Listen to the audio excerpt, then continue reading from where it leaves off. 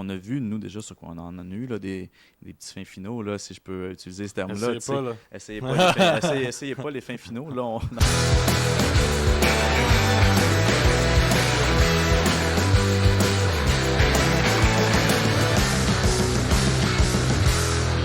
Bienvenue à la sauce Bitcoin, le podcast Bitcoin québécois. Mon nom est Maciek Sepnik, je suis un des co-hosts de ce super podcast et en primeur et avec grande excitation, je vous présente aussi Dave Pouliot, le CEO de CoinMars, un entrepreneur Bitcoin québécois qui va être là avec nous aujourd'hui pour discuter non seulement de sa compagnie, de sa vision sur le Bitcoin, mais aussi des nouvelles, parce que c'était quand même une grosse nouvelle, des grosses nouvelles Bitcoin au sujet de cette semaine. Fait que si tu pourrais te présenter, Dave, s'il vous plaît, à l'audience pour ceux qui ne te connaissent pas encore.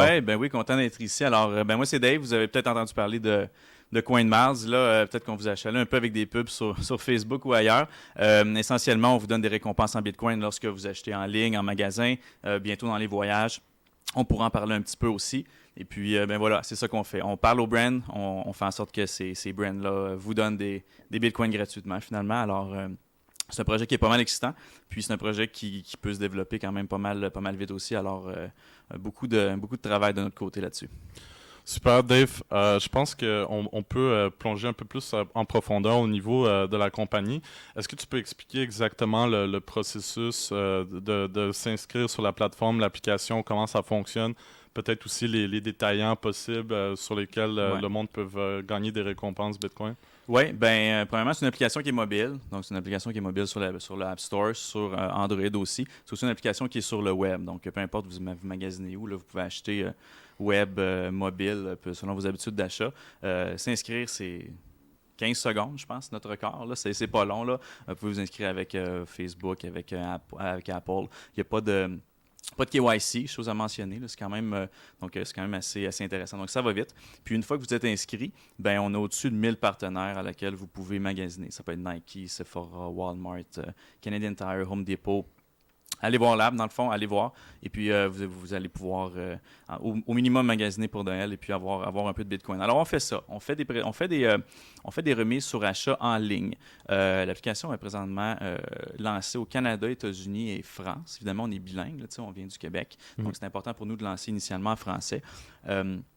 Mais l'essentiel de nos opérations en ce moment se concentre toujours sur le Canada parce que question de perfectionner l'expérience et puis aussi d'intégrer là, des nouveaux partenaires constamment. Là, vraiment, notre but principal, c'est d'optimiser le Canada, le Québec, pour faire en mesure qu'il y ait de plus en plus de marchands possibles locaux qui offrent des bitcoins. Alors, on fait ça en ligne. Ce qu'on fait aussi à CoinMars, là, ce qu'on est quand même assez fiers d'avoir développé, c'est qu'on est la première compagnie à avoir un partenariat avec Visa et Mastercard. Alors, ça, c'est quelque chose pour faire ce qu'on appelle du Card Linked Offer Bitcoin Rewards, là, c'est un nom qui est un peu long. En gros, ce que ça veut dire, c'est que comme usager, vous liez votre propre carte de crédit dans CoinMars. On n'émet pas de carte de crédit. On n'a même pas de carte de débit. Tous les Canadiens, toute fin pratique, ont des cartes de crédit. Alors, vous l'alliez une fois dans CoinMars et dès lors que vous l'utilisez en magasin pour payer chez un partenaire local, vous allez recevoir des bitcoins dans l'application.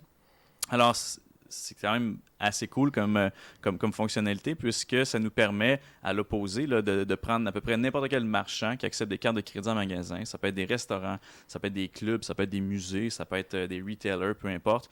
Et puis, on peut permettre à ces marchands-là de commencer à offrir des récompenses en Bitcoin en 48 heures et moins sans aucune intégration requise. Alors, c'est une technologie qui Visa et Mastercard, ça nous a pris quand même un certain temps de les convaincre, mais ils ont embarqué dans le projet. Malgré tout ce qu'on dit, c'est quand même des compagnies qui sont ouvertes à l'innovation, qui sont ouvertes au Bitcoin. Je crois qu'ils, plutôt que de se battre contre le phénomène, ils ont décidé de l'embrasser puis de faire des partenariats justement avec des compagnies comme nous. Et puis voilà, donc on a des restaurants à Montréal. Je vous invite à les encourager. Liez votre carte, allez magasiner chez les restaurants. Et puis la plupart vous offrent même 10% en Bitcoin. Là, donc ça va assez vite. Moi, j'avais... quand j'ai commencé à utiliser l'application, là, en bêta, là, tout ça, alors que tu n'es pas encore lancé, Bitcoin est à peu près à 5-6 000. En date d'aujourd'hui, on est à peu près dans les 60. Là.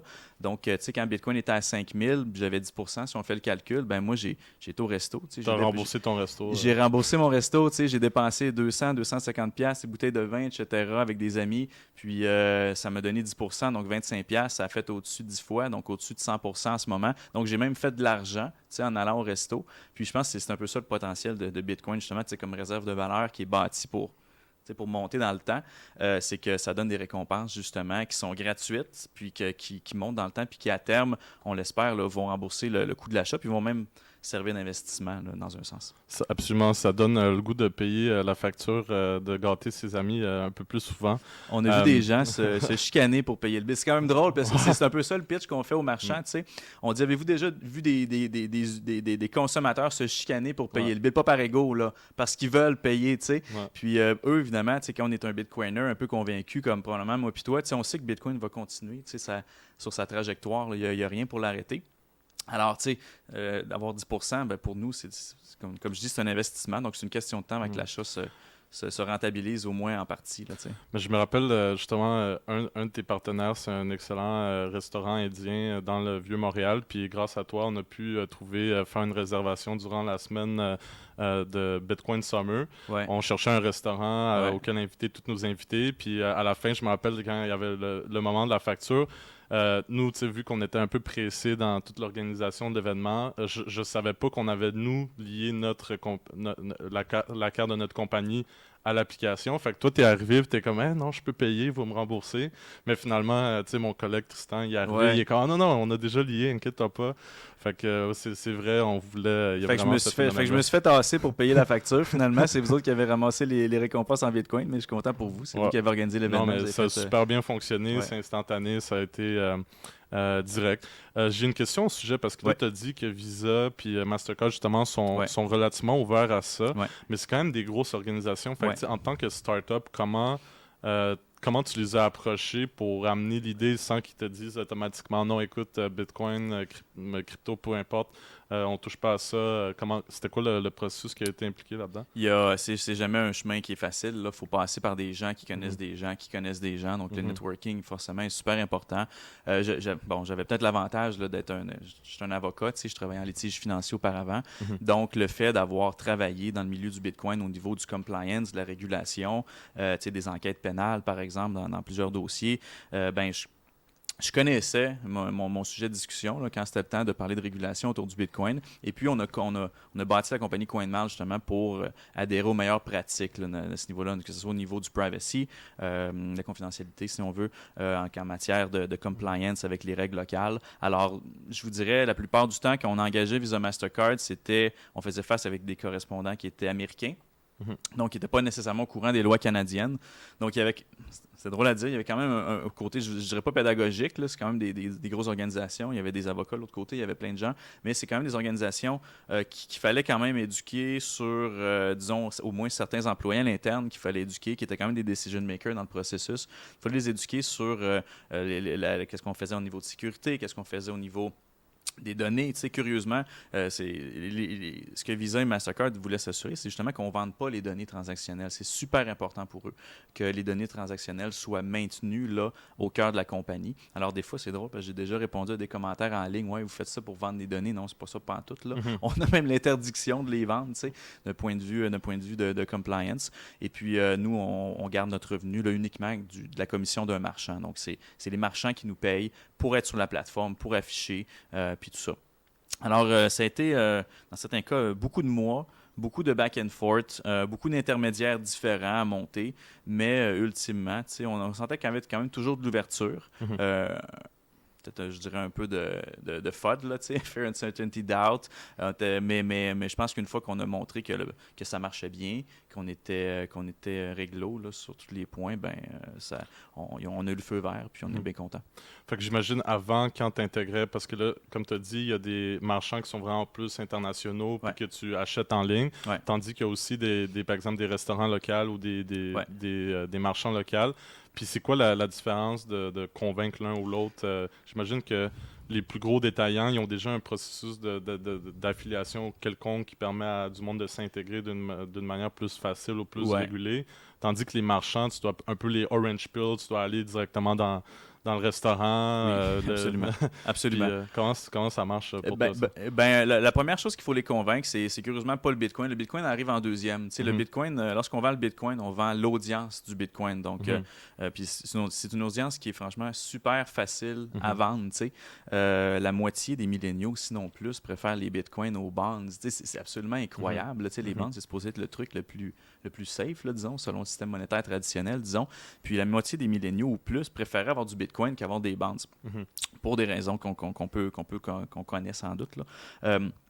Alors, c'est une audience qui est active, c'est une audience qui est curieuse, puis même si c'est des gens qui n'ont pas investi dans le Bitcoin, c'est des gens qui sont ouverts à l'avoir. Parce que là, ça fait plusieurs histoires qu'on connaît de nos amis, qui ont acheté du Bitcoin, puis là, ça a fait tel montant, puis forcément, tous les Bitcoiners orange pill un peu les autres gens à leur façon. Donc, à moins de vivre sous une roche, il n'y a pas un milléniaux qui n'a pas entendu parler de Bitcoin. Et puis, ben, les gens, dès qu'ils ont la chance de s'en faire donner, ils sautent dans le bateau. Et puis, c'est même un incitatif à l'achat. C'est un incitatif à l'achat de leur côté parce qu'ils vont généralement préférer des brands, des marques de commerce qui offrent le Bitcoin. Et puis, des fois, ils vont acheter un panier. Tant qu'à se faire récompenser de 5%, ben là, on va peut-être ajouter un item. On va peut-être retourner plus souvent. On va engager un peu plus avec la marque, là. Donc, on a des résultats positifs chez les marchands avec les campagnes qu'on a lancées. On avait fait Sephora au départ, une promotion dans laquelle on incitait les gens. Là, je pense que c'était juste un post sur Facebook disant finalement une bonne raison d'acheter chez Sephora avec CoinMars. Et puis là, on a vu les ventes de Sephora là, monter. Là, vraiment un hockey stick, même pas un hockey stick, là, presque un mur là, sur l'application. Fait que ça a été vraiment cool. Fait que pour les marchands en ligne, c'est assez facile. On parle d'audience, on parle de stats, on dit les jeunes aiment le Bitcoin, puis c'est vrai. On n'a pas besoin de mettre la sauce. Là, c'est la réalité. Après, ben, il faut vendre un peu plus, je dirais, au niveau local, le mode de marketing qu'on appelle CPA. Il y a deux modes de marketing en ligne, là, si on résume. Là, il y a le CPM, donc Cost per Mile, ou le coût par impression. Donc, un resto qui déciderait, lui, de dépenser, je ne sais pas, moins 50 000 en pub sur Facebook, là, ça va très vite. Il va y avoir de l'impression, mais tu sais, à quel point est-ce que ça convertit, à quel point quelqu'un qui lit un article sur un restaurant va voir l'article, va aller en magasin, c'est impossible à tracker au niveau de l'analytique. On ne peut pas savoir qu'une personne qui a lu un article va aller acheter en magasin. Là où c'est cool, c'est qu'avec CoinMars, lorsqu'on fait des offres sur la plateforme, ou même des fois des offres combinées avec des partenaires qui sont des blogs, là, on est capable de dire tel usager s'est inscrit après avoir, par exemple, consulté CoinMars, l'offre combinée. Puis après ça, cette personne-là est allée en magasin puis a fait un achat. Donc, on est capable de suivre quand même puis de prouver aux marchands que ça fonctionne. Donc, le CPM, c'est le coût par mille. Si je reviens en arrière, le CPA, c'est le cost per action. Donc, le coût par action, c'est-à-dire que la plupart des marchands ne nous payent pas, ou un frais minime d'intégration des fois, mais ne nous payent pas à l'impression. Donc, un marchand pourrait se faire voir des fois 10 000 fois là, sur l'application, puis ça ne coûterait rien. Il va juste payer lorsqu'on lui amène un client. Et là, bien évidemment, c'est ce qu'on appelle du risk-free money. Alors, c'est de dire comment est-ce que je suis prêt à payer pour le client. Plus que le marchand est prêt à payer, plus que l'incitatif est important. Puis après, ben, on ajuste. On dit, écoute, peut-être que là, le deal n'était pas assez intéressant, ben, on va le monter à 10, on va le monter à 15%, ou sinon, ben, si le marchand il voit que tout le monde se garoche, ben, lui, il va peut-être vouloir l'ajuster à la baisse. Mais le but, ultimement, c'est de garder les marchands heureux. Indirectement, c'est pour les consommateurs, mais au niveau direct, c'est de garder les marchands heureux pour qu'il y ait des offres de Bitcoin alléchantes pour ensuite en faire bénéficier les usagers de CoinMars. Fait que vous avez toujours la flexibilité de jouer avec votre propre marge de profit, le détaillant, ça a aussi ses propres décisions à faire au niveau de combien il est prêt à donner. C'est vraiment un modèle d'affaires, je trouve, génial. C'est comme une triade. Chacun un peu gagne dans l'équation. Le marchand, vous, CoinMars, et l'usager qui gagne des bitcoins au bout du compte. Exact. On n'a pas vraiment rien à vendre. Puis on est flexible. Alors, le seul challenge, des fois, c'est drôle à dire, mais on est des fois, je ne veux pas être méchant, mais des fois, on est au Québec. On est un peu plus conservateur, disons, en termes de prendre des risques de l'affaire. Alors, des fois, il faut même vendre l'idée qu'on n'est pas too good to be true là, comme modèle d'affaires. C'est vraiment ça.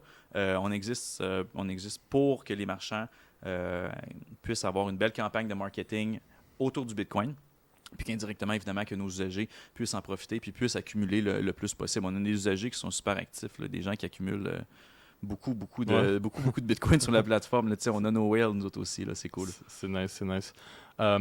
Justement, en parlant justement du climat un peu entrepreneurial de startup tech au Québec, Est-ce que tu pourrais décrire un peu le début de CoinMars, d'où t'es venue l'idée? Parce que, comme tu as dit, tu as eu un passé d'avocat, Ouais, puis je sais que personnellement aussi, tu as un passé de policier. ouais, Puis à un moment donné, tu as comme décidé de faire un gros chiffre dans ta vie, de te lancer dans une ouais. startup tech qui a comme pas trop rapport avec ça.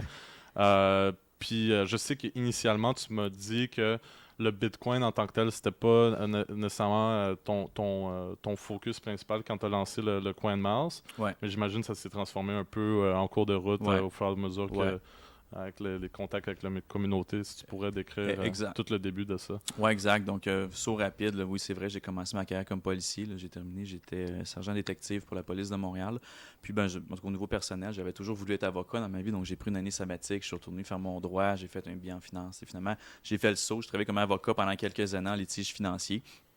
Principalement dans du blue chip, là, merger acquisition. Dès qu'il y avait des problèmes d'argent ou de compliance ou des enquêtes pénales d'affaires, on était impliqués. Là. Alors, j'ai fait ça pendant quelques années. Puis, ça m'a donné, en fait, mon premier contact avec le Bitcoin ou disons la crypto à ce moment-là. Ça a été fait lorsque, je pense qu'on recule en 2013. Le Sénat du Canada avait invité des firmes d'avocats, notamment, à faire des propositions sur la taxation des crypto-monnaies et du Bitcoin. Donc, comment est-ce que le Bitcoin ou la crypto devait être traité au niveau fiscal en vertu des lois canadiennes actuelles? Ce n'était pas une recommandation de ce qu'on devait faire, c'était comment est-ce qu'on devrait interpréter les lois fiscales actuelles. Alors, j'avais écrit un papier là-dessus qui finalement avait été déposé par le bureau, par le senior partner. Là. Moi, j'étais un junior dans le temps. Là. Puis par la suite, quand j'ai fait mon MBA, mais c'est drôle parce que comme deux mois après, je suis retourné à la maîtrise, tu sais. Puis il y a un de mes professeurs en finance qui m'a demandé de l'aider à écrire un papier, justement, sur les impacts financiers du Bitcoin. Fait que je me suis retrouvé à être plongé un peu dans un court laps de temps, là, tu sais, en crypto, à pouvoir étudier, à pouvoir regarder les meilleures pratiques dans le monde. C'est un peu là que la flamme a commencé. Donc, fast forward, après, c'est drôle, je me suis ramassé dans un party là, de altcoin, là, mettons. Là, on peut utiliser le terme altcoin. Là, Tu peux dire shitcoin sur ce podcast. Ouais, c'est vrai. Ouais, c'est ça. Fait qu'on, c'est un party d'ICO, puis pour une raison que je vais sauter, là, un ami d'un ami, finalement, je me suis ramassé là-bas. Puis c'était en pleine période du ICO. Puis là, il y avait des gens de partout dans le monde qui avaient levé des 20 millions, des 30 millions, 40 millions en dedans de 3 semaines. Mhm. Puis tu sais, forcément, sans nécessairement être d'accord avec le principe du ICO, là, qui souvent c'est un placement sans prospectus, là, bon, qui peut être considéré dans certains cas illégal, là, on s'entend. Mais il y avait quand même un élément de fébrilité du marché qu'on peut pas nier là, lorsqu'il y a ça. Alors, l'idée est venue de là. L'idée est venue finalement de dire, bon, comment est-ce que je peux profiter de la fébrilité du marché du Bitcoin ou de la crypto, peu importe, puis trouver une occasion d'affaires qui est kosher, là, qui est legit, qui ne va pas aller chercher 40 millions en 3 semaines. J'ai pas besoin de faire ça pour réussir en affaires si on a un projet solide, si on avance. Alors, c'est comme ça que l'idée est venue. De fil en aiguille, on a exploré un paquet de modèles d'affaires. Je pense que tout le monde, quand rentre en crypto, commence par le Bitcoin, s'intéresse un peu au altcoin ou au shitcoin, puis au ICO. En tout cas, dans le temps, c'était ça. Puis finalement, revient un peu sur la pente du Bitcoin. Alors moi, où je suis revenu, c'est avec mon cofondateur à l'époque. On avait été invité à Riga, là, la conférence Honey Badger du Bitcoin. On avait des bons contacts. Là, Ça, avec c'était en 2018 ou 2019, là, okay. un de ces 2 années-là. Riga, là. Je pense. Ouais, ok. Ouais. Peut-être, est-ce que tu étais là toi aussi? Non, moi, je n'étais pas là encore, malheureusement. C'est une super belle conférence. Et puis là, tu sais, je me suis fait propulser là, en plein milieu du core là, du Bitcoin Twitter, là, si on veut. Puis écoute, je prenais des déjeuners avec plein de gens du Bitcoin Twitter, là, les maximalistes purs, là, ceux qu'on suit, là, tout le monde. Adam Back, il était là. Adam Back était là notamment. J'ai des investisseurs notamment que j'ai trouvé là-bas. Donc finalement, mon premier investissement dans CoinMars est venu d'un investisseur qui était là-bas, qui est quelqu'un qui est assez connu. Je ne le nommerai pas là, aujourd'hui, mais qui est quand même assez connu sur Twitter.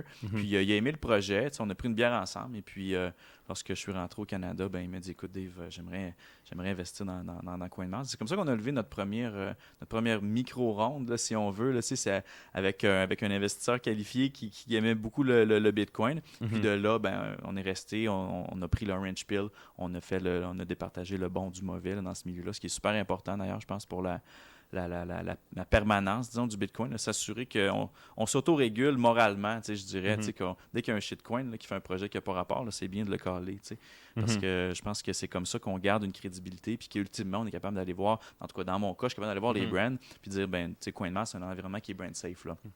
On va pas faire partnerer avec du comme Rocket, là, ou des choses comme ça. Alors, voilà, c'est ça l'histoire. C'est comme ça que la compagnie est partie. De fil en aiguille, après, on a rencontré d'autres gens qui étaient intéressés dans le Bitcoin, puis on a levé là, des rondes de safe, là, un peu comme n'importe quelle startup. Ouais. Je ne sais pas si tu veux nécessairement partager combien de rounds tu as eu à travers ça, mais est-ce que c'est vraiment toujours à travers plus la communauté Bitcoin et non les sources traditionnelles de financement que tu as trouvé l'argent pour continuer à propulser la compagnie, ou c'était vraiment à travers les contacts plus Bitcoiners? Comment ça s'est déroulé? Je pense qu'il n'y a pas un de mes investisseurs qui n'est pas au moins un peu orange pill. Okay. À différents degrés, c'est pas tous des gens qu'on va voir, par exemple, disons, dans ce qu'on a la communauté Bitcoin, c'est pas nécessairement des gens qui vont s'impliquer. La plupart, c'est des angels. Il y a beaucoup dans le cas de nos investisseurs, il y a beaucoup d'hommes d'affaires qui ont. Je dis des hommes parce que je pense que j'ai juste des hommes là, sur ma cap table. Malheureusement, là, on aimerait avoir des femmes. Là, c'est juste pas encore. L'invitation est lancée. Peut-être une Bitcoiner va écouter et va vouloir s'impliquer. Ouais, ça se peut. Alors ouais, on est. C'est comme ça. Alors. Les gens, c'est tous des gens qui croient au Bitcoin, qui ont déjà été vendus. Et puis, tu sais, ça passe, disons, d'une forte curiosité à des gens qui sont complètement orange pill. OK, ouais, je comprends. Super. C'est ça, parce que moi, je me rappelle, là tu sais, on vient de se faire Verify, on vient de se faire acquérir par Bull Bitcoin. Ouais, félicitations en passant. Merci beaucoup.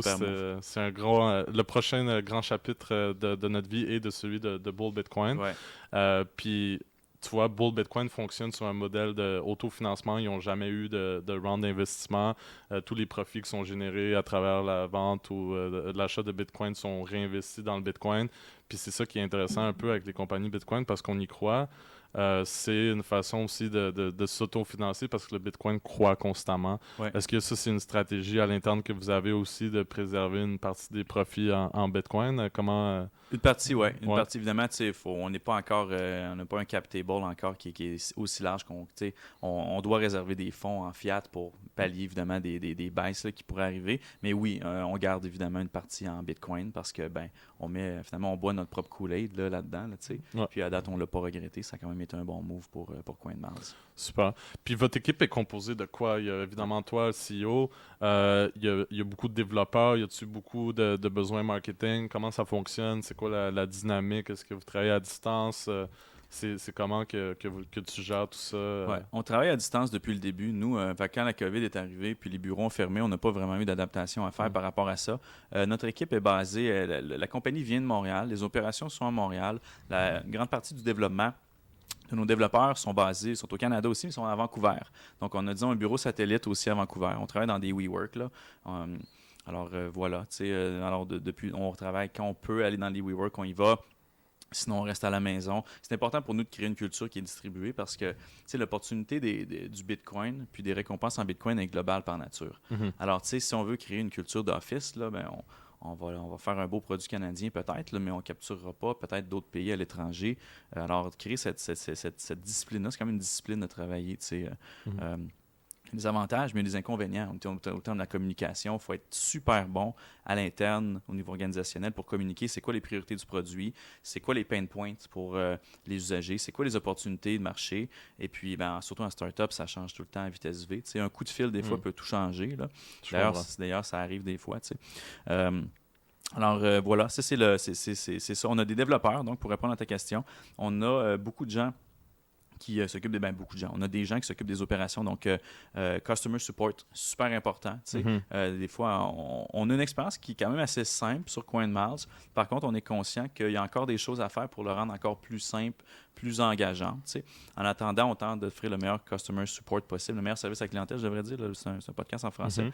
Et puis, il y a beaucoup de partenariats avec les brands aussi. Donc, on passe littéralement nos journées. Sur 1000 brands, là, il y en a toujours une qui a des questions, il y en a une qui veut monter son offre, il y en a une qui est prête à nous donner de l'argent pour apparaître sur une bannière en haut. Il y en a qui ont des questions. Alors, il y a toujours quelque chose. C'est une job à temps plein de parler aux brands. Alors, c'est pas juste d'utiliser leur lien d'affilié. C'est beaucoup plus deep que ça, parce que souvent, même, nous, vu qu'on en passe une grande partie même au end-user, sous forme de Bitcoin, ben, il faut quand même s'assurer qu'on fait au moins un peu de revenus là, dans cette aventure-là. Oui. Alors, souvent, on négocie des commissions qui sont à la hausse pour CoinMars. Alors, lorsqu'on fait ça fois 1000 Bren, c'est quand même pas mal de job pour nous. Surtout qu'on est dans 3 pays. Donc, Canada, États-Unis, France. Donc, on parle de clientèle différente. On parle de, les Français ne magasinent pas au même brand, ne magasinent pas de la même façon que les Québécois, même si on parle la même langue.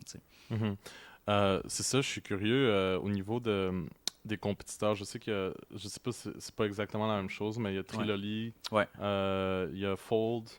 C'est quoi, comment, justement, quand tu t'intègres dans le marché américain, j'imagine que ça doit être quand même difficile de percer là-bas, ou en France, je sais pas s'il y a un équivalent en France de ce genre d'application-là. En France, pour l'instant, il n'y en a pas. Évidemment, aux États-Unis, on connaît Lolly, on connaît Fold.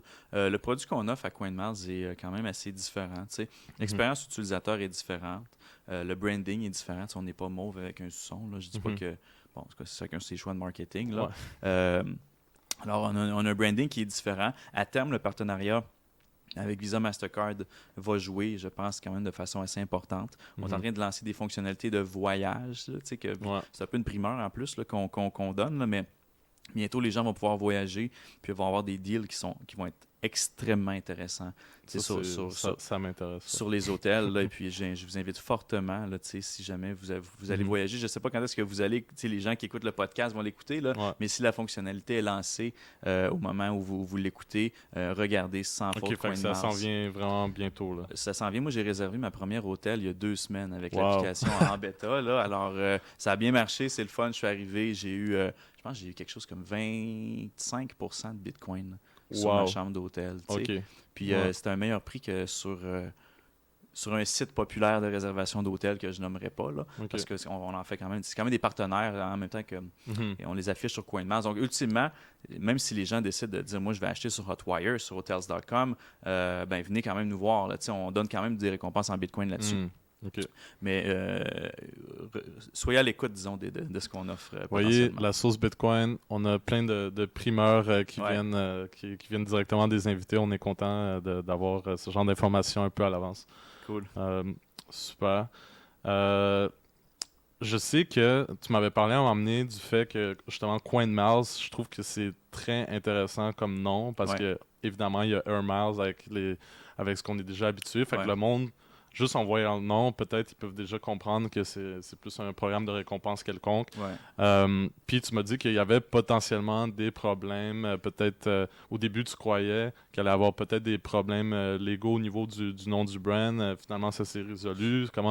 Au niveau des discussions, c'est ça augure très bien, disons. Là, c'est sûr que le mot Mars est utilisé fréquemment à l'international. Au Canada, il y a une marque qui essaie de protéger le mot, que je nommerai pas, mais il y a une marque qui essaie de protéger un peu l'exclusivité du mot Mars, alors que nous, on prend une position différente. Alors, je ne vais pas commenter trop les enjeux potentiellement là, de CoinMars, mais on sait qu'on a un produit différent. On sait que les gens qui viennent à CoinMars, c'est assez clair que font pas affaire avec l'autre compagnie. Là. Et puis, à ce niveau-là, on est confiant dans notre position. OK. Très content pour ça. Puis là, toi, personnellement, vu que tu es là-dedans puis tu gères une compagnie Bitcoin, toi, ton point de vue sur le Bitcoin, c'est quoi, en gros? C'est quoi que tu perçois du Bitcoin? Est-ce que tu t'es un peu senti de plus en plus engagé dans le Bitcoin parce que tu as vu les vertus et les avantages que ça apportait pour les individus, les compagnies.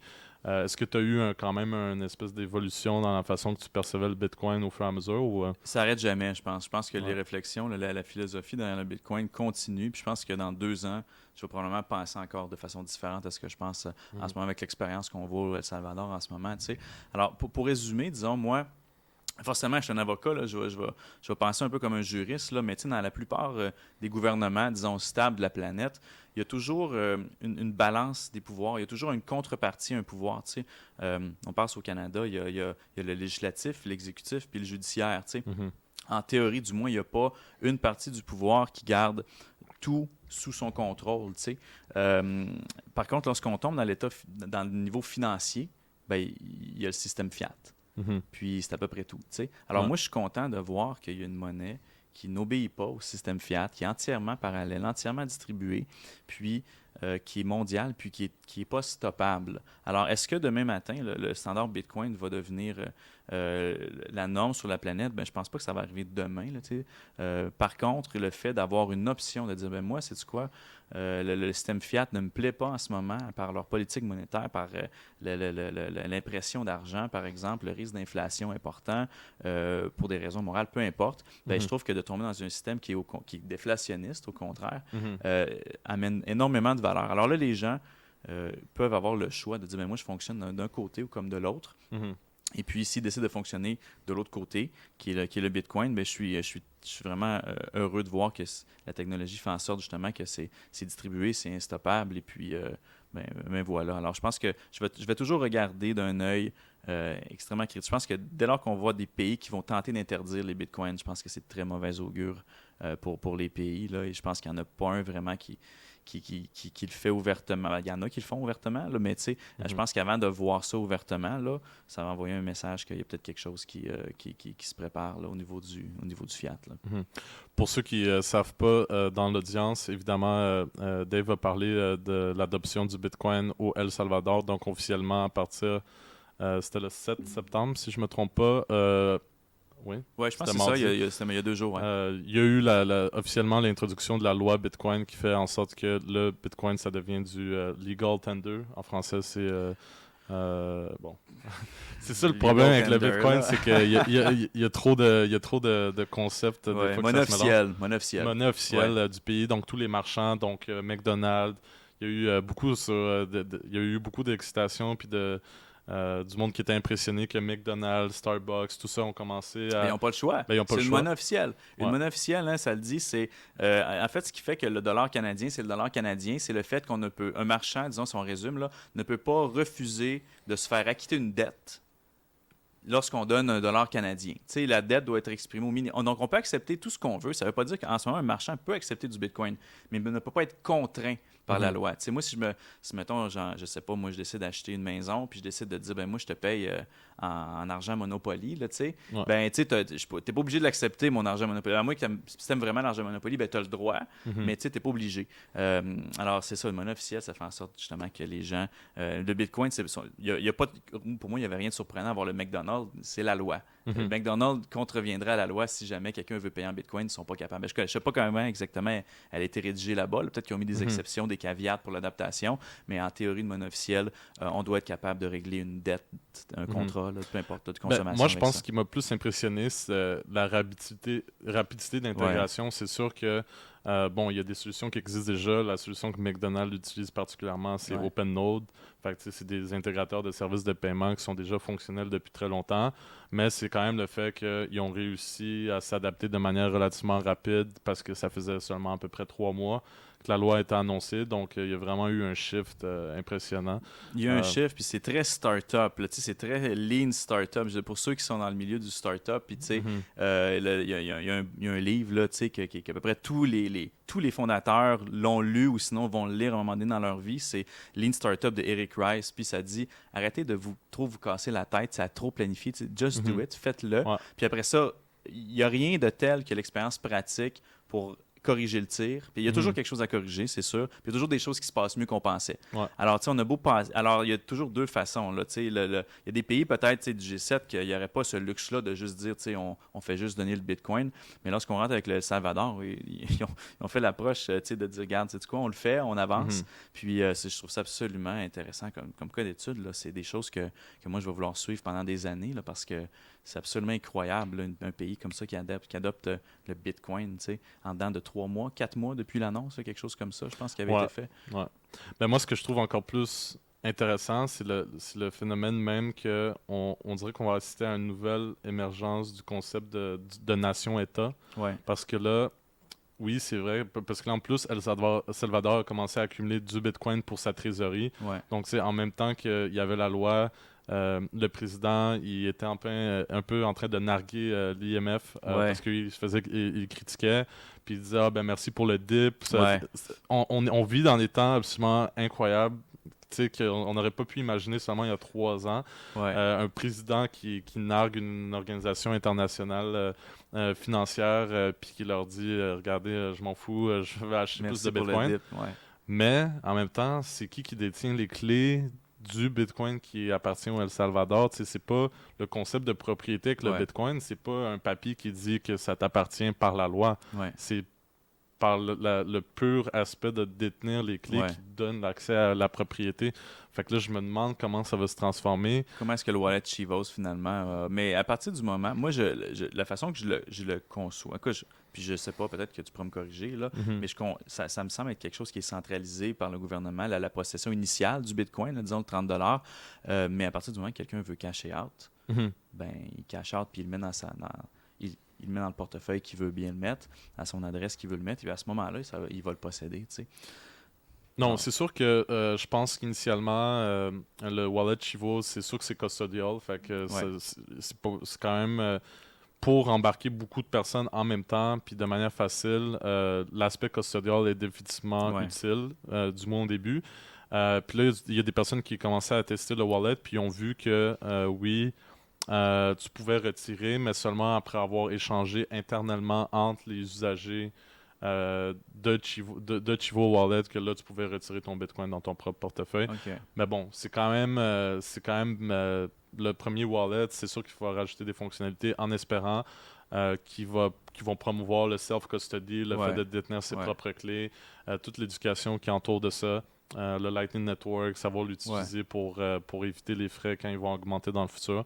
Donc, je pense que c'est un processus graduel qui va arriver avec le temps. Puis que, C'est un processus graduel, puis c'était impossible qu'il soit parfait dès le départ. Tu sais. ouais. C'est quand même une tâche énorme. Mais en tout cas, à date, je pense qu'ils ont quand même bien fait là, le rollout, la rapidité, Mhm. même si c'est drôle parce qu'il y a beaucoup de journaux internationaux qui ont focusé tu sais, sur Mhm. le fait que les serveurs, je pense qu'ils ont été down pendant quelques heures au Ouais. départ, tu sais, puis que le Bitcoin a eu un léger dip. Là. Mhm. Tu Mais sais, ça n'a même pas rapport avec le Bitcoin. C'était juste, Ouais, je pense, c'était juste qu'il n'y avait pas assez de mémoire. Puis là, le monde uploadait des documents. ouais, Puis là, en même temps, il y a eu, il paraît qu'il y a beaucoup d'échanges qui ont aussi go down pendant certaines heures parce qu'ils se faisaient attaquer. Fait qu'il il s'est passé de quoi de bizarre cette journée-là. On sait pas exactement c'était qui les par un acteurs qui curieux attaquaient. hasard, ouais, il y a Ouais, eu quelque chose peut-être cette ouais, ouais, journée-là. ouais. Ouais. D'ailleurs, il y a une conférence en novembre au El Salvador au sujet de Lightning Network. Pour ceux qui ne savent pas, Lightning Network, c'est vraiment la deuxième couche du Bitcoin qui superpose la première couche, qui permet de faire des transactions instantanées, peu coûteuses. Puis je pense que ça va être vraiment le futur pour la plupart des Ouais. personnes. Nous, on est encore, je considère, très early. On commence à embarquer vraiment dans la courbe d'adoption plus généralisée là, avec un pays qui l'adopte le Bitcoin. Mais là, fait qu'on est quand même early, mais il faut commencer, je pense, à comprendre le Lightning Network. Puis d'ailleurs, c'est ça un peu la critique que le monde a eue, c'est comme il y a un pays qui a adopté le Bitcoin, des compagnies telles que Visa, McDonald's, peu importe, ont réussi à intégrer des solutions de paiement. Puis là, toi, tu as des échanges qui ont toujours pas intégré le Lightning Network. Ça, c'est une autre chose. Mais bon. Je Ouais. sais pas si dans Coin Mars, vous allez l'intégrer. Il n'y a pas vraiment un besoin pour On l'instant ou n'a pour ça. pas vraiment. Ben, j'en ai besoin. En fait, oui, on aimerait l'intégrer. La réponse est oui, tu sais, Mhm. clairement. C'est malheureusement un cas tu sais, de compromis. Tu sais, moi, j'ai le choix. J'ai un budget limité, forcément. Tu sais, on est un Ouais. startup au Canada. Là. On n'est pas. On n'a pas un chèque de 50 millions sur une napkin, des fois, comme certaines startups américains se font donner. Tu sais. Mhm. Alors, on a quand même un bon financement. Tu sais. On est très content. Je pense que par les mesures canadiennes, on s'en est très bien sorti. On s'en tire encore très bien. Par contre, il faut faire des choix. Tu sais. Moi, le choix que je fais, ben, je pense que de toute façon, on paye les frais de transfert en ce moment. Tu sais. Fait que, Mhm. point de vue d'usager, il n'est pas pénalisé. C'est plus nous là, qui sommes pénalisés à l'interne parce que ça nous coûte un peu plus cher, en tout cas actuellement. Mais tu sais, on préfère intégrer des nouveaux partenaires, on préfère développer des Mhm. fonctionnalités qui amènent une valeur ajoutée Mhm. aux consommateurs. Tu sais, après ça, le Lightning, ça laisse le temps au Lightning de se stabiliser, d'avancer. Puis après, ben, nous, lorsque ça sera le temps d'intégrer à CoinMars, ben, c'est certain que ça fait partie de la vision de la compagnie éventuellement de l'avoir. Mhm. Si je comprends bien, c'est sûr que vous avez des conditions avec Visa et tout ça, parce que Ouais. Visa, contrairement à Bitcoin, ben, tu peux faire des chargebacks même après plusieurs mois que la transaction soit passée. Ouais. Fait qu'il y a une certaine période où vous devez garder les bitcoins pour Ouais. usager en cas de tentative de fraude, peu Ouais, importe. mais c'est une Fait que- bonne. Merci de me poser la question. C'est le fun que je puisse le préciser parce que c'est vrai que lorsqu'on a des remises en Bitcoin dans l'application, les gens, des fois, ils veulent le cacher out, tu sais, Mhm. 2 minutes après. Là. Malheureusement, enfin, c'est les règles du marché, c'est les règles de compliance. Dans certains cas, lorsqu'il y a des achats en magasin, ces achats-là peuvent être cancellés un peu at will, là, tu sais, Mhm. en levant la main à peu près par certains consommateurs, après jusqu'à 120 jours dans certains cas avec le chargeback. Puis Mhm. il peut y avoir des items retournés. Tu sais, je peux aller chez Canadian Tire, m'acheter quelque chose, et puis ben, décider de le retourner, moi, peut-être, je sais pas, moi, 25 jours après. Alors, le temps que les brands tu sais, puissent vraiment faire le tri, bon, qu'est-ce qui a été acheté, qu'est-ce qui a été retourné, qu'est-ce qu'ils se sentent confortables de verser comme commission à CoinMass. Finalement, nous, on partage une commission lorsque la commission, elle est sécurisée par le brand. Alors, Mhm. chaque brand a ses politiques anti-fraude, ses politiques de cybersécurité, par exemple. On a vu, nous, déjà, sur quoi on en a eu, là, des petits fins finaux, là, si je peux utiliser ce terme-là. Essayez Tu sais. pas, là. Essayez pas les fins finaux, là. Non. Mais on en a eu des gens sur CoinMars tu sais, qui ont essayé Ouais. d'acheter des gros items puis les retourner 30 secondes après puis de cacher les bitcoins. On les a, tu sais, c'est sûr, on les a pognés là, puis on les a Ouais, ouais. expulsés de la plateforme. Tu sais, ça marche pas. On avait prévu le coup, évidemment, Ouais. mais tu sais, on est obligé de les garder pour un certain temps. Par Fait que contre, c'est quoi la moyenne environ? ça dépend des brands. Il y a des brands qui vont confirmer assez vite, tu sais, comme dans les 20-30 jours. Il y a des brands qui peuvent prendre, je dirais, 60-90 jours. On est à peu près dans la moyenne de confirmation. Ça Ok. peut aller jusqu'à 120 jours dans certains cas. On fait le plus possible de négociations avec les brands pour qu'ils réduisent Mhm. leur fenêtre. Par contre, ultimement, ben, si moi j'ai le choix entre intégrer, par exemple, un brand populaire qui me dit, ben moi, ma limite, c'est 120 jours, ou ne pas l'intégrer, Ouais. ben je vais l'intégrer avec 120 jours. Puis après ça, ben, le 10$ de Bitcoin, ben, il va rester là pendant 120 Ben, jours, de puis toute l'utilisateur façon, retirera après. si t'es un hodler, tant mieux, tu sais, ça te permet de juste pas le vendre puis de le garder. Exact. Pour quelqu'un qui joue pas activement avec le marché, c'est ça, juste Ouais. préciser que quand tu dis 10 pièces en Bitcoin, c'est oui 10 pièces au Bitcoin au moment Ouais. où l'achat est fait, mais la Ouais. récompense en tant que telle est vraiment valuée en Bitcoin, c'est ça? Valué en Bitcoin. Nous, on tente de la convertir le plus rapidement possible. Donc, on a plusieurs cycles d'achat de Bitcoin par jour. Donc, on batch nos offres. Là, tu sais. Donc, c'est pas toujours à la seconde près, là, Mhm. mais à mesure à mesure qu'on avance, on fait des cycles d'achat de Bitcoin tu sais, assez fréquents. Et Mhm. alors, c'est assez commun de voir les Bitcoins être transférés. Je vous dirais dans un maximum de 24 heures, mais souvent, ça peut prendre quelques heures. Puis, ben, Mhm. le 10 est converti en Bitcoin. Donc, je sais pas, ça va donner, je sais pas moi, 25 000 sats, là, peut-être. Mhm. Puis, ben, dans le fond, nous, ce que vous avez dans votre portefeuille, c'est 25 000 sats. C'est pas 10 Donc, le 25 000 sats, en fonction de sa valeur marchande, Ouais. va des fois peut-être valoir 9 mais va pouvoir aussi valoir 15-16 là, à Mhm. mesure que Bitcoin prend de la valeur. Fait que j'imagine le risque de acheter du Bitcoin à l'avance pour l'usager en attendant que, dans le risque qu'il y ait un chargeback, se annule un peu vu que vous le gardez puis il risque d'augmenter. Fait qu'au pire, comment ça. Ouais, c'est ça. Bon, on a des politiques. Là. Il y a plusieurs systèmes d'antifraude là, qu'on développe à l'interne. Tu sais, Ok. forcément, là, ça fait partie du lot. On les identifie d'habitude assez rapidement, les usagers. Tu sais, on a quand même Ouais, ouais. il y a quand même des flags là, qu'on a mis dans le processus. Alors oui, on garde évidemment les bitcoins en collatéral. Si jamais il y a quelque chose, puis l'usager décide de retourner ces systèmes, ben, nous, on va reprendre les bitcoins. Ils Mhm. nous appartiennent. Si les bitcoins ont pris de la valeur, tant mieux pour nous. Si on perdu de la valeur un peu, ben, tant pis pour nous. Tu sais, on est capable de hedger le risque quand même avec ça. Puis, à mesure qu'on augmente dans le volume, puis tout ça, ben, on a des techniques de hedging là, Mhm. qu'on peut appliquer là, à ces montants-là. Ouais. Est-ce qu'il y a un brand que vous n'avez pas encore, que tu veux vraiment.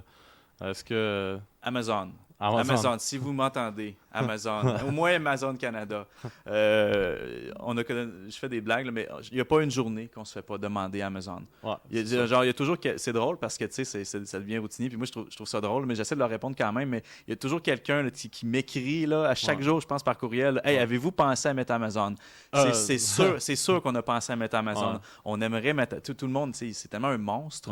Ouais. Alors, puis on a déjà commencé à engager, disons, certaines discussions. Là, je veux vraiment rien promettre là, parce que, tu sais, Mhm. mais c'est sûr que si on peut rentrer Amazon sur CoinMars, ben, ça serait un super coup de circuit. Tu sais. Enlevons Amazon, on se fait approcher vraiment par plein de gens intéressants en ce moment. Tu sais. Mhm. Puis ça, c'est cool parce que on a une position peut-être un peu unique sur le marché du Bitcoin Adoption chez CoinMars parce qu'on a vraiment le pouls pas juste sur les usagers. On a le pouls, premièrement, c'est évidemment sur les usagers qui connaissent rien du Bitcoin, puis que même ça, ils décident de dire, ben, sais-tu quoi, j'en ai comme point de loyauté. C'est peut-être pas un investissement tout de suite, mais pour eux, c'est des super beaux use cases de points de loyauté. Mais surtout, on a le pouls directement sur les decision makers de grosses compagnies. Tu sais, souvent, c'est des têtes blanches, là, comme on dit. C'est des gens, tu sais, mettons, qui sont pas nécessairement des milléniaux, là, quoique des fois, ça en est aussi, mais qui, eux, voient le potentiel dans le Bitcoin. Et puis, vont dire, ben, sais-tu quoi, est-ce que peut-être tu pourrais commencer à donner du Bitcoin pour ma marque de véhicule, par exemple, pour ma chaîne d'épicerie, tu sais. Alors là, ça commence vraiment à être intéressant parce qu'on commence à engager des grosses discussions quand même avec des partenaires qui pourraient être majeurs au Canada ou même à l'étranger, dans certains cas. Puis, regarde, on est encore tout dans le processus, là, on est encore un start-up montréalais, mais définitivement, on sent cet appel-là des brands. Tu sais, là, ils comprennent que le paiement en Bitcoin est intéressant, mais d'un point de vue de consommateur, moi, je ne suis pas intéressé tant que ça en payant en Bitcoin. C'est à moins que j'aie fait le saut complètement, parce que mon coût économique, si je perçois que Bitcoin va faire au moins 10x dans les prochaines années, ben, si je paye 10$, j'ai un coût économique de 100$. L'inverse est vrai par contre. Si je me fais donner 10% en Bitcoin, ben là, ça rembourse mon achat.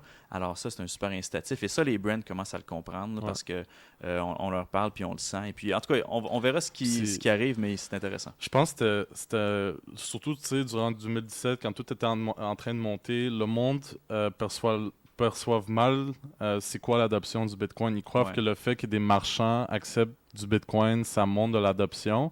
Mais au final, il y a des compagnies comme Microsoft qui acceptaient du Bitcoin en 2013, qui ont arrêté de l'accepter. Ben pourquoi? Ben parce que moi, je n'ai pas le goût d'aller dépenser mon Bitcoin. Mais si tu arrives avec un modèle d'affaires où tu dis aux marchands, ben écoute, il y a du monde qui veulent des Bitcoins en achetant chez vous. Puis là, c'est là que la réflexion se fait, OK, mais si les usagers veulent, mes clients veulent du Bitcoin avec des achats, ben peut-être je devrais y penser aussi, peut-être je vais l'accepter également. Créer une économie circulaire aussi. Exactement. Puis, dès lors que les milléniaux sont quand même sont fidèles à 30% au brand en ce moment, mais sont quand même fidèles dans leur principe à 60%.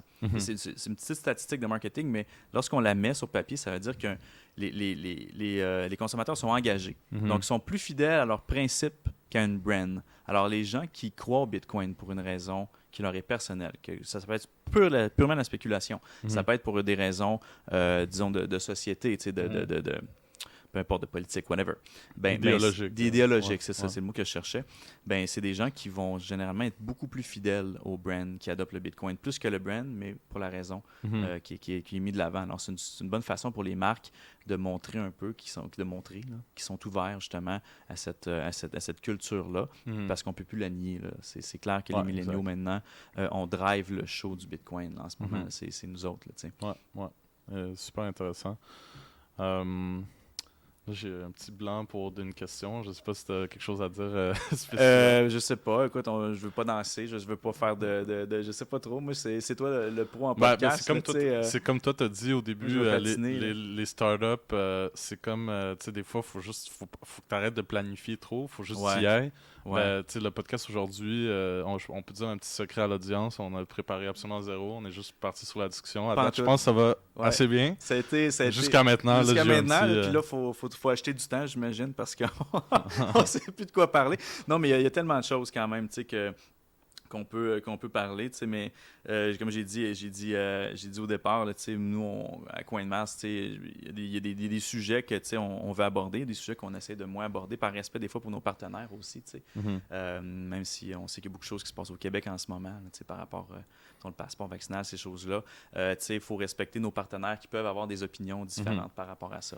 C'est pas comme Bull Bitcoin qui est à l'opposé du corporatisme traditionnel. On a tous droit à nos opinions personnelles, là, mais dans le cadre de ma job, là, disons, de président de CoinMass, des fois, il faut que je me garde des réserves sur des dossiers que je pourrais aimer commenter autrement.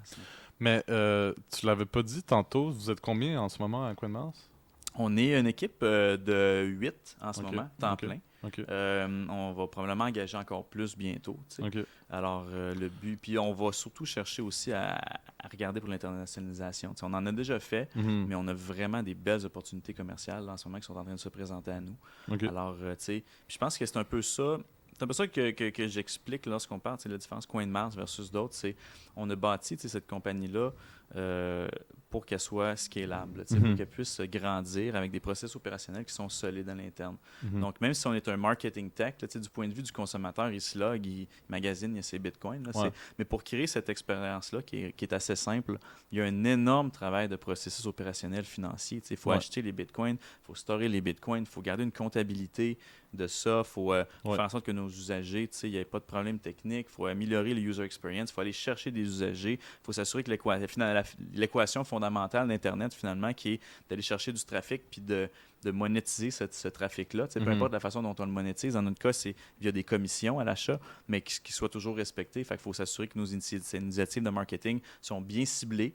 Alors, il y a beaucoup, beaucoup, beaucoup de travail derrière ce qui semble être une expérience assez simple. Là. Je pense que c'est impossible de concevoir avant de se lancer en short term. Moi, je pense que si je le savais avant, là, ça m'aurait fait peur. Mais une fois qu'on est dedans, on dit OK, on va un peu plus loin. Puis on apprend énormément dans le processus aussi. Je peux confirmer à 100% ce que tu dis. Puis tu sais, moi je suis pas dans l'équipe de développement de Bull Bitcoin ou de Verify avant, mais j'ai appris au fur des interactions puis de comprendre grosso modo comment ça marche. C'est pas juste un bouton là. C'est pas juste un bouton là. C'est derrière le bouton, il y a des bases de données, il y a des trucs relationnels, il y a ça qui doit changer ça ici, des permissions, des serveurs, c'est très compliqué malgré, mais justement l'application elle est faite pour être belle, pour être intuitive, puis il faut juste cliquer pour l'usager, le but c'est que ce soit le plus facile possible, mais derrière ça, il y a également, comme tu dis, il y a une complexité qui peut sembler très, surtout avec le Bitcoin, c'est le challenge que c'est pas réversible et tout ça, c'est assez intéressant comme c'est assez intéressant. Puis, tu sais, on est toujours un peu en tampon aussi parce que, même si nous, on le sait parce que, tu sais, pas parce qu'on est plus intelligent que les autres, parce que c'est notre pain quotidien, tu sais, c'est notre réalité. Mais c'est normal aussi que quelqu'un qui n'est pas dans ce milieu-là le sache pas, puis il y a des attentes que, hey, pourquoi vous changez pas ça, c'est facile. Donc, on est toujours, en tout cas, je sais pas pour toi, là, mais moi, je me retrouve toujours, en tout cas, comme tu sais, à être un peu le translator, le traducteur. Il faut que tu prennes des concepts hyper techniques des fois, puis tu les rendes de façon super simple. Ça peut être à des investisseurs, ça peut être à des clients, ça peut être à des partenaires potentiels. Mais je pense qu'on apprend énormément dans le processus. Là. Moi, je suis parti d'un milieu juridique, puis je suis tombé dans un milieu technique. Je savais programmer un peu à la base, mais quand même pas. J'ai pas touché une ligne d'application. Alors, inquiétez-vous pas. Là, personnellement, j'ai rien codé là, de CoinMars moi-même. Mais c'est ça. Alors, faut quand même comprendre à maîtriser les concepts, même si on les code pas. Dans une perspective, là, je sais que ça peut être très loin, puis peut-être ça va pas arriver, c'est encore non garanti. Avec l'hyper-bitcoinisation, le modèle d'affaires de CoinMars en ce moment repose justement sur le fait qu'il y a encore le système fiat qui, comme je dis, ça peut arriver dans très longtemps. Mais as-tu déjà des idées par rapport à ce que CoinMars pourrait devenir dans le futur, compte tenu du fait que tu vas avoir un énorme réseau de marchands déjà ouvert à l'idée du Bitcoin, puis là, les récompenses Bitcoin que le monde accumule pourrait les redépenser directement chez le marchand. Est-ce que tu as déjà des visions? Est-ce quoi la vision de l'économie circulaire, tu sais, en fait, le Bitcoin, c'est un peu un prétexte vers des opportunités commerciales. Tu sais, c'est un peu ça le rôle de CoinMars. On n'est pas là pour développer le réseau Bitcoin le niveau 2. Ce n'est pas notre job. Tu sais. Notre job, c'est justement de faire en sorte que monsieur, madame, tout le monde qui n'ont jamais acheté de Bitcoin vont avoir leur premier Bitcoin. C'est de faire en sorte que les marchands qui font le saut vers l'audience Bitcoin disent « Hey, sais-tu quoi? C'est un bon move. C'est un bon move commercial parce que c'est des gens qui sont plus intéressés à acheter. Ils trouvent que ça leur fait un meilleur deal. Et puis, à partir de là, il y a plein de trucs. Ça peut être de mettre de l'intérêt des fois sur des bitcoins. Mais dès lors qu'on tombe dans des concepts un peu plus poussés, il ne faut pas oublier que il y a des fois, il peut y avoir des contraintes réglementaires qui sont asymétriques. Alors, avant de développer un produit financier qui, par exemple, pourrait peut-être convenir au marché canadien, mais il faut s'assurer qu'il va convenir à l'ensemble des marchés dont on fait. Mais il y a plusieurs éléments. On pourrait rentrer dans il y a des opportunités dans le CPG, les Consumer Packaged Goods. Là. Il y a des opportunités dans les offres de services. Moi, je dis souvent à l'interne, tant qu'on ne reçoit pas des récompenses en Bitcoin, qu'on paye son parcomètre, là, CoinMars a un rôle. Ou quand on se présente à l'heure à la job, par exemple. C'est ça. CoinMars a un rôle. Dès lors que moi, j'aimerais savoir des incitatifs sur un paquet de trucs. Prendre le métro, mettons le transport en commun. Moi, par exemple, personnellement, j'aime mon automobile, disons. Là, je le prends des fois le métro, là, Ouais. mais je suis un gars de char un peu, puis j'aime Ouais, ça. moi aussi. J'aime ça chauffer. Là, je suis venu ici en véhicule, même si j'habite pas loin, tu sais. Ouais. Puis je m'excuse aux gens qui sont plus verts, là, mais c'est ce que je voulais être franc. Puis, mais si je m'étais fait donner un incitatif pour prendre le métro de Montréal, ne serait-ce que, tu sais, je sais pas, moi, une coupe de sats, là. Ouais. Probablement que je l'aurais pris le métro pour venir Ouais. ici, tu sais. Alors, Ouais, là, mais en même temps, si tu reçois des récompenses pour l'essence, fait que là, tu sais, là, ben là, vois-tu, là, c'est ça, ouais. Ça On peut jouer à ça à plusieurs cartes. Fait que, tu sais, des récompenses pour l'essence, ça peut être un peu n'importe quoi, tu sais. Mais il y a au moins une affaire que, comme consommateur, je suis certain on peut tous se dire, hey, moi, si j'avais des bitcoins pour faire ça, ben, je le ferais plus souvent, tu sais. Puis à partir de là, ben, je pense que c'est notre job d'aller chercher ces opportunités commerciales-là. Puis justement, c'est une game de volume. Moi, c'est bien beau, là, mais moi, quelqu'un qui va chez Canadian Tire, qui achète pour 100-200$, ben, il va avoir 2-3$. Nous, on s'en fait encore moins que ça parce qu'on en donne la plus grande partie aux consommateurs. Fait que c'est pas ça qui, à terme, ça prend énormément d'usagers, énormément d'opportunités commerciales. Par contre, c'est un modèle qui est quand même très scalable à terme parce que moi, je me vois encore dans 10 ans en train d'intégrer des opportunités commerciales, justement, comme on dit. Des gens qui disent, ben moi, sais-tu quoi, dans ce modèle d'affaires-là, on n'en donne pas encore Bitcoin, ça serait cool de donner des incitatifs. Ben là, à ce moment-là, on va pouvoir un peu devenir le plug and play là, de ces opportunités-là. Je comprends. Puis, je comprends. Puis, comme tu as dit, les modèles d'incitation, je trouve que aussi avec l'avènement du Lightning Network, vu que c'est vraiment, justement, peut-être qu'il y a des transactions, comme tu dis, qui sont ne sont même pas rentables, peut-être pour vous. Parce que là, si tu dois donner 2-3$ en récompense à quelqu'un, puis quelqu'un décide de la retirer, mais ça te coûte 10$ en frais de réseau Bitcoin. Ouais, ben à ce moment, on nécessite quand même un certain minimum. C'est la raison pour laquelle il y a un minimum là, sur l'application, justement. Là, on ne va pas payer 10$ pour quelqu'un retire 2$. Là. Je m'excuse aux usagers, mais on ne vivrait pas longtemps comme compagnie. Là, notre service il descendrait assez vite. Alors, c'est pour ça qu'on a mis un minimum sur l'application. À terme, notre but, c'est pas d'étrangler nos usagers avec un minimum. C'est pas ça du tout. C'est de maintenir la viabilité du produit CoinMiles. Puis à terme, de chercher justement à réduire ce minimum-là, réduire les frais, puis même potentiellement trouver des partenariats. On a un exemple avec des échanges. On a commencé à échanger avec des échanges qui, eux évidemment, perçoivent des frais lorsqu'on fait des transactions. Mettons, je donne un Coinbase, là, mais je ne veux pas le nommer en particulier. Ça pourrait être n'importe lequel. Mais lorsqu'on transfère vers un échange, peut-être que cet échange-là aurait un incitatif, lui, justement, à ajuster à la hausse la récompense sur CoinMars pour que les gens le transfèrent on-chain ou off-chain, sur cet échange-là, en espérant que cet usager-là va ensuite le trade et peut-être le vendre ou le racheter ou faire des opérations comme ça ou en acheter plus sur le réseau.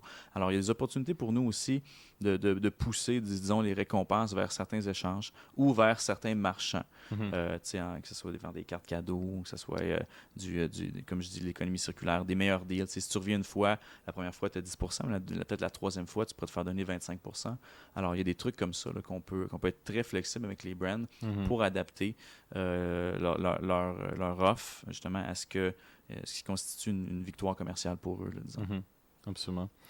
Non, écoute, je trouve que c'est génial d'avoir un entrepreneur comme toi, très articulé, très motivé à faire ce que tu fais, là, québécois. Je te renvoie la balle aussi.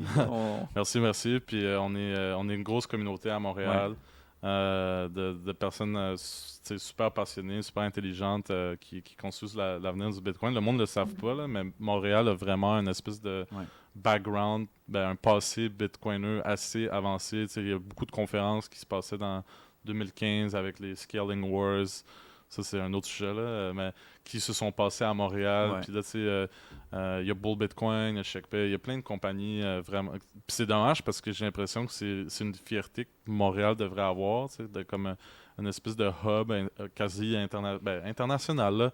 Je pense qu'on peut dire ça. Je pense que, tu sais, dès lors qu'on s'affiche un peu plus comme communauté, puis on grandit, tu sais, si on continue de grandir de la bonne façon, si on continue à éduquer les gens, avoir cette mission-là, tu sais, puis même à être respectueux même des gens qui s'initient au Bitcoin, qui forcément font tous le détour vers, disons, des altcoins. Si on est capable d'expliquer pourquoi le Bitcoin est une classe de crypto complètement à part, là, pour dire ça comme ça, il y a vraiment quelque chose à faire. Puis moi, le jour à lequel Montréal, je pense que c'est une question de temps avant qu'on ait notre conférence internationale de Bitcoin, parce qu'effectivement, ça semble être une place naturelle pour l'adoption. Ben, je peux confirmer ça. Écoute, tu l'as vu, tu as participé à quelques événements du Bitcoin Summer. Il y avait le souper. Puis, tu sais, en plus de ça, on était contraints, évidemment, par les mesures en place. Mais quand on a lancé l'événement, on l'avait organisé en très peu de temps parce que l'idée nous est venue d'une manière très spontanée autour d'une bière. Fait que c'est des genres d'idées qu'il faut exploiter souvent.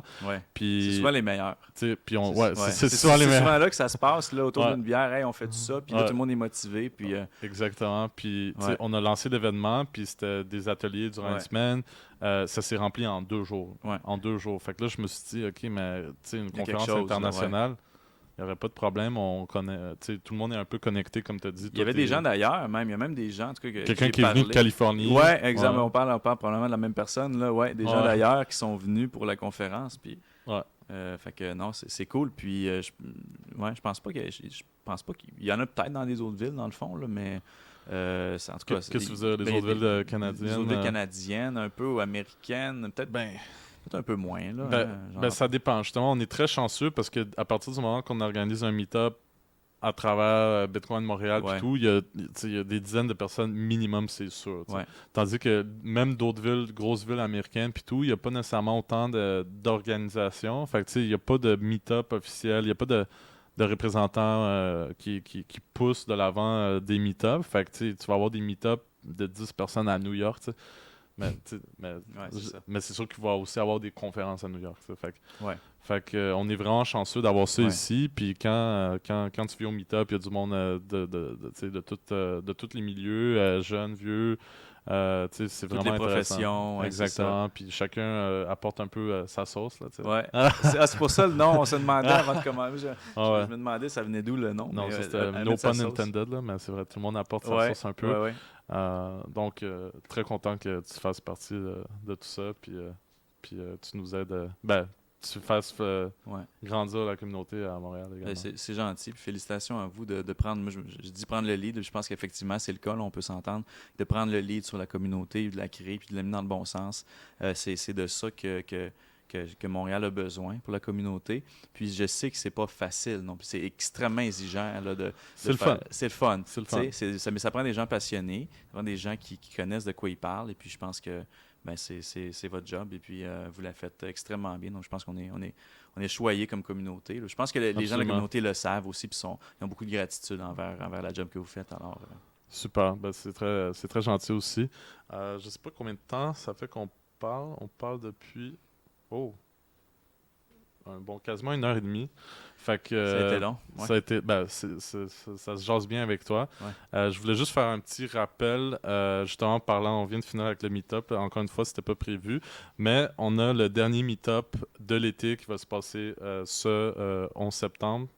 Ça, 11 septembre samedi. Je suis pas bon avec les dates.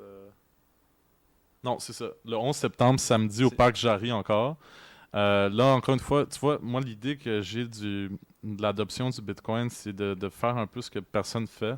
Fait que là, par exemple, la semaine passée, moi puis l'équipe de Bull Bitcoin, on s'est infiltré au festival Ilsonic. Parce que j'ai un ami DJ, c'est l'ami DJ qui jouait au meet-up précédent, au barbecue. Il était très bon d'ailleurs. Ouais. Il est super bon, il joue dans plein de festivals, des bars et tout. Puis lui, puis c'est un ami de longue date, fait que c'est aussi un Bitcoiner à nous. Pas à nous, c'est un Bitcoiner, puis en plus de ça, c'est un bon ami. Puis il a sorti une chanson sur le Bitcoin. OK. Puis, fait que là, il nous a invités. Il est comme, écoute, puis tu sais, il avait son QR code pour lui recevoir des donations quand il jouait au parc. Fait que là, on s'est infiltré dans Ilsonic, puis j'étais là avec un gros drapeau Bitcoin. Ah, c'est ça que j'ai vu passer. Ouais, je t'ai vu, c'est toi qui tenais le drapeau, j'imagine. J'ai vu l'image passer, mais tu sais, des fois, sur le feed, là, on n'arrête pas toujours. Là. Alors, OK, c'est ça le contexte. Fait que, tu sais, mon idée à moi, c'est de faire des trucs intéressants que il y a les podcasts comme on fait en ce moment, il y a les articles et tout, mais à m'amener, si tu veux, comme atteindre d'autres types de personnes qui vont pas consommer ce genre de contenu-là, mais qui vont peut-être être plus visuels ou artistiques, peu importe. J'essaie d'aller avec ça. Fait que pour ce meet-up, le 11 septembre qu'on va avoir ce samedi, c'est complètement gratuit. Il va y avoir un humoriste dont thème principal, c'est la liberté, mais évidemment, il va aussi amener le sujet du Bitcoin d'une manière humoristique. Fait que peut-être on va avoir un crowd différent. Ensuite de ça, il y a évidemment les barbecues qu'on fait tout le temps. Il va y avoir un barbecue plus un petit show à la fin par DJ K-Watch. Il va jouer aussi la chanson qu'il a composée. Fait que ça, c'est le dernier meet-up. Vous pouvez trouver le meet-up sur meetup.com.